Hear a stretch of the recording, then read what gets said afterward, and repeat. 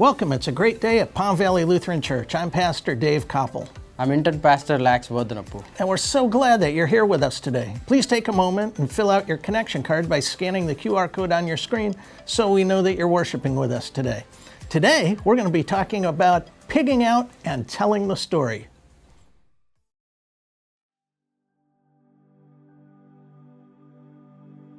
Our reading for today comes from Luke chapter 8. Then they arrived at the country of the Gerasenes, which is opposite Galilee. As he stepped out on land, a man of the city who had demons met him. For a long time he had worn no clothes, and he did not live in a house, but in the tombs. When he saw Jesus, he fell down before him and shouted at the top of his voice, "What have you to do with me, Jesus, Son of the Most High God? I beg you, do not torment me." For Jesus had commanded the unclean spirit to come out of the man.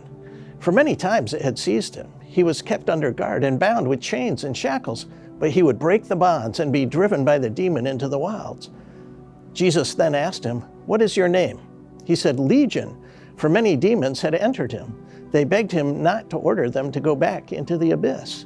Now there on the hillside, a large herd of swine was feeding, and the demons begged Jesus to let them enter these. So he gave them permission. Then the demons came out of the man and entered the swine, and the herd rushed down the steep bank into the lake and was drowned. When the swineherd saw what had happened, they ran off and told it in the city and in the country. Then people came out to see what had happened, and when they came to Jesus, they found the man from whom the demons had gone sitting at the feet of Jesus, clothed and in his right mind. And they were afraid. Those who had seen it told them how the one who had been possessed by demons had been healed. Then all the people of the surrounding country of the Gerasenes asked Jesus to leave them, for they were seized with great fear. So he got into the boat and returned. The man from whom the demons had gone begged that he might be with him, but Jesus sent him away, saying, "Return to your home and declare how much God has done for you." So he went away, proclaiming throughout the city how much Jesus had done for him.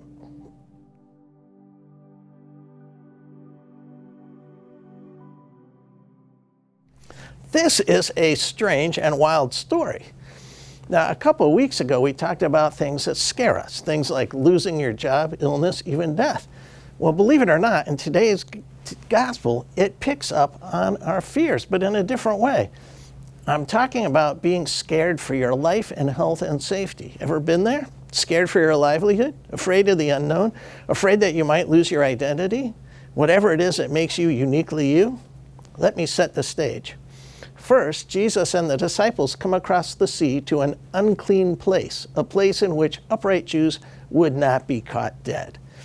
Well, this is odd and unusual in itself. This is an area that is considered unclean anyway, but especially to be near the caves that were used for tombs.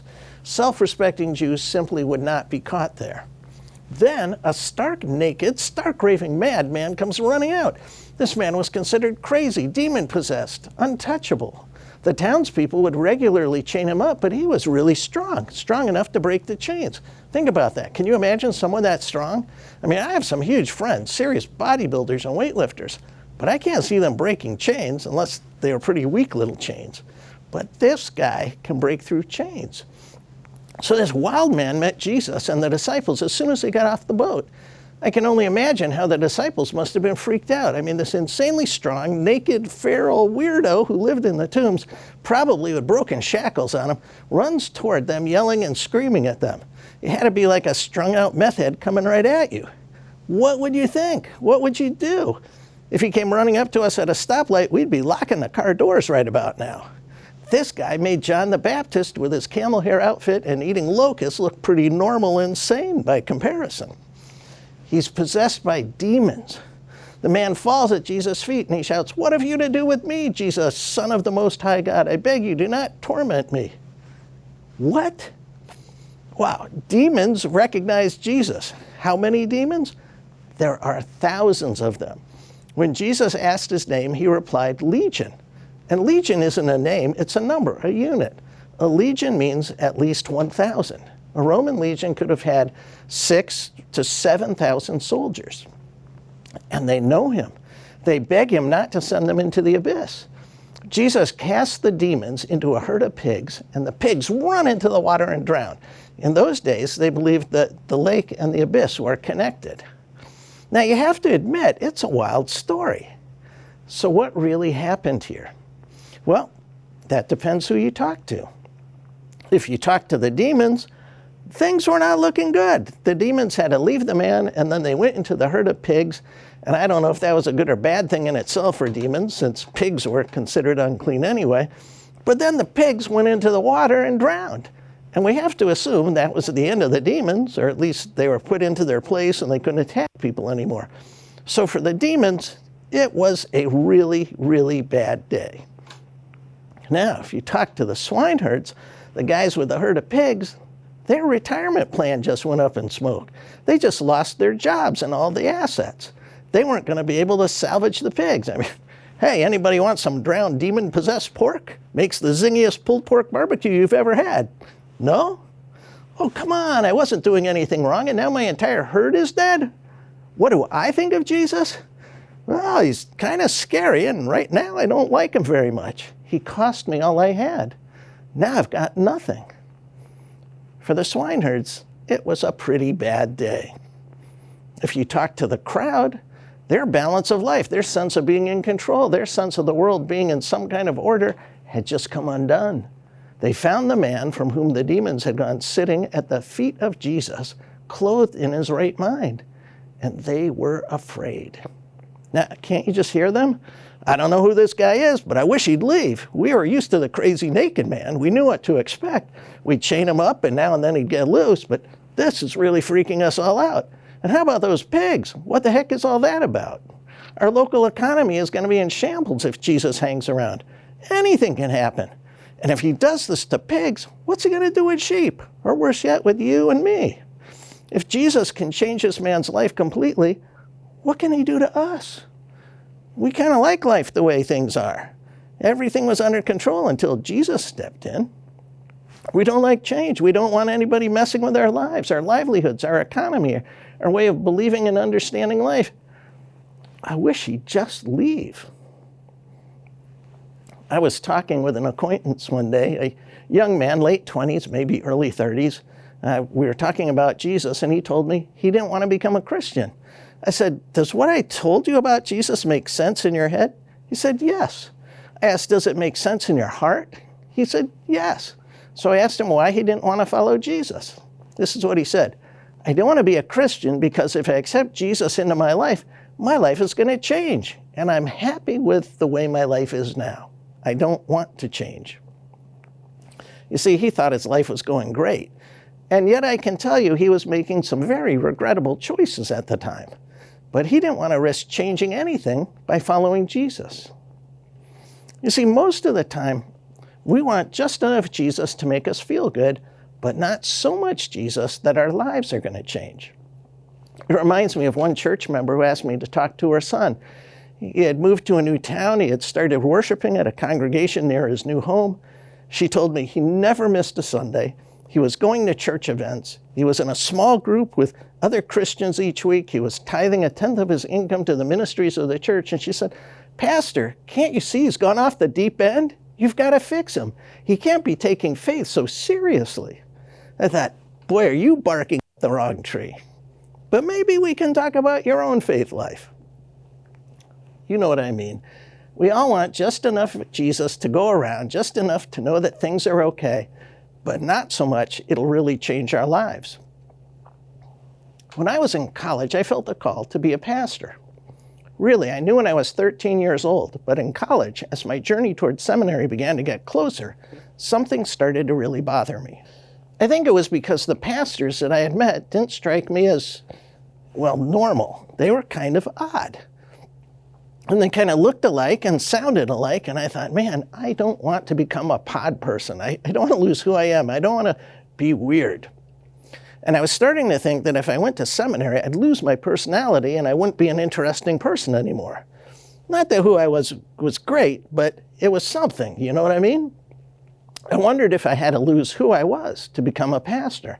And it turns out it was okay because I probably had too much personality, and if seminary toned me down a bit, I would come out closer to normal.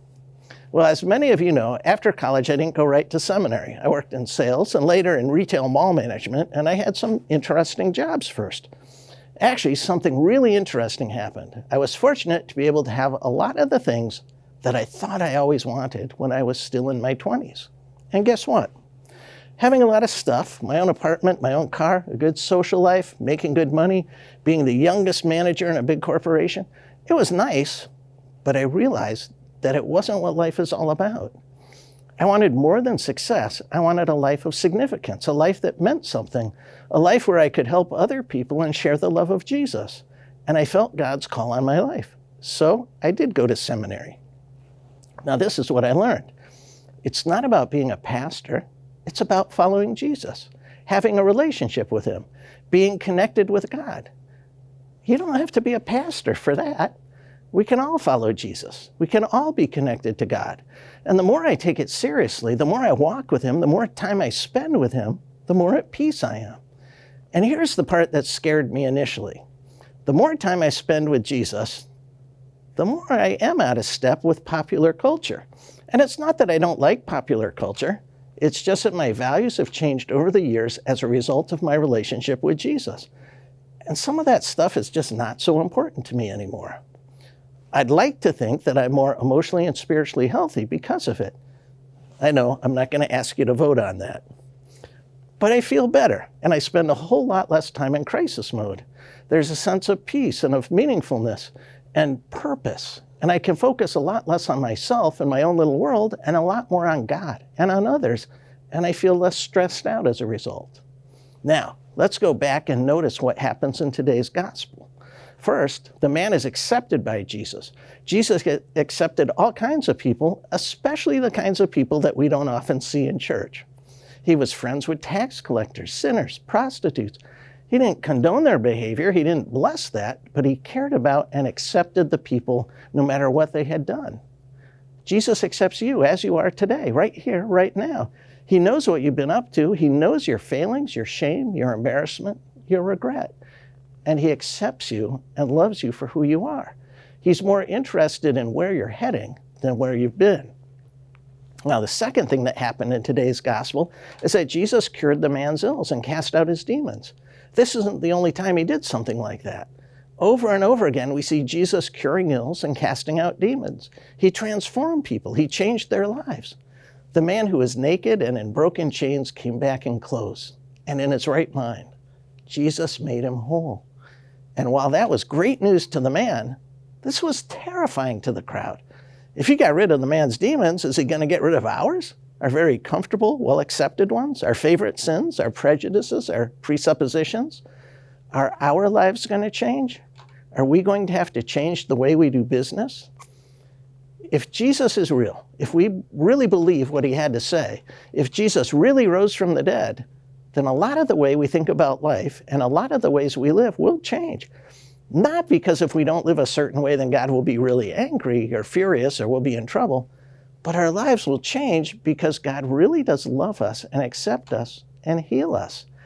And it just doesn't make sense to live life the old way when we know the truth now. Who cares who has the biggest house or the newest car or the blondest hair or the biggest company? You can't take it with you. Apparently even your hair. Those things don't make a difference in the scheme of eternity. God knows you and loves you and has plans for you. That's what matters. Third, Jesus restored the man. He restored him to the community. He restored him to his family. Listen, when people came out to see what had happened, and when they came to Jesus, they found the man from whom the demons had gone sitting at the feet of Jesus, clothed and in his right mind. Life was forever different from him in very positive ways. And Jesus wants to restore you as well. He wants you to be whole and in healthy, good, loving relationships. He's the God of new beginnings, of second chances. We don't have to be bound by the labels that somebody else gave us a long time ago. We're new creations. We're sons and daughters of God and brothers and sisters to each other. God doesn't want to hold you down. He wants to restore you to where you belong. Fourth, Jesus commissioned the man. The man who had the demons wanted to do what when all was said and done? He begged that he might go with Jesus, but Jesus had another idea. He said, Return to your home and declare how much God has done for you. So he did just that. He went away proclaiming throughout the city how much Jesus had done for him. He was essentially the first missionary. Now, can you imagine him doing any less? If you just got the best news of your life, wouldn't you tell somebody about it? You can't help it. If you just got engaged, you tell someone. If you just won the lottery, you tell somebody. If you just got cured of cancer, you tell somebody. Well, that's what the man did. Some of us have known the love of God our whole life long, and there was never a time when we didn't know Jesus, right? And others got to know Jesus later in life, and it was so exciting that we just had to tell somebody. Now, if we were raised in the faith, the problem we have is we can take it for granted, and it doesn't seem so dramatic because we've lived with it our whole life long. That doesn't make it any less true or real or exciting or life-changing. I mean, do you think Pablo Picasso's kids appreciated what a great artist he was when they were little? Or Johnny Kim, who's on the International Space Station, he was a Navy SEAL, a doctor, and an astronaut. Do you think his kids can grasp what their father does or how important it is? Of course not, because they're used to it, and it doesn't seem so huge because they've grown up with it. But it is huge.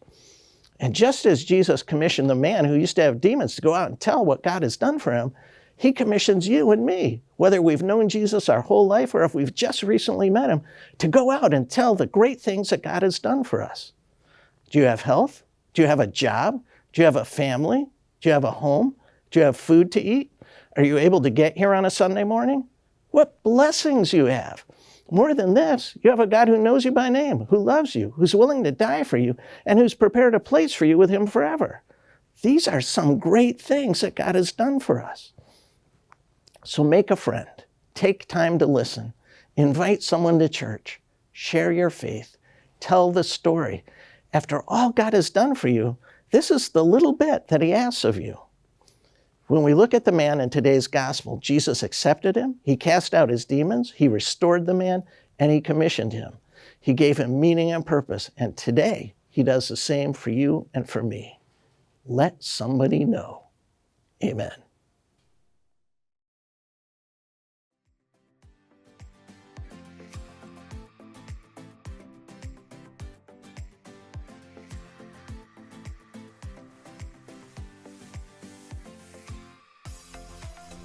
Go in peace, serve the Lord. Thanks be to God, The peace of the Lord be with you always. and also with you. Let's take a moment and share the peace with each other. Thanks so much for joining us today. There are a few things coming up we'd like you to know about. Lex? Kickstart your week with Sundays on Mondays on June 23rd, starting at 6 p.m. It will be a fun night of free food, sweet treats, uplifting worship, and soulful singing. So come for the Sundays and stay for the community. And join us at Dell Diamond on June 25th for Water for Africa Night. Enjoy a great game while supporting Water for Africa. Use promo code WFA for discounted tickets. Show your spirit and ride with us in the July 4th parade.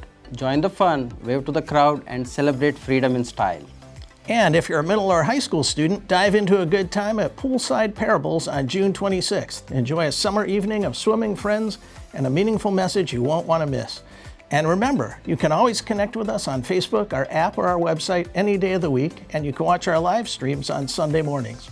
Again, thanks for joining us today. We hope you have a great week, and we will see you next time.